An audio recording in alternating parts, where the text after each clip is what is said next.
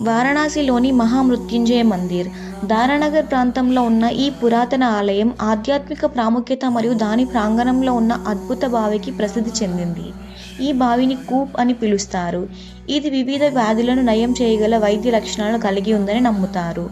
స్థానికులను మాత్రమే కాకుండా ప్రపంచవ్యాప్తంగా ఉన్న సందర్శకులను కూడా ఆకర్షిస్తుంది.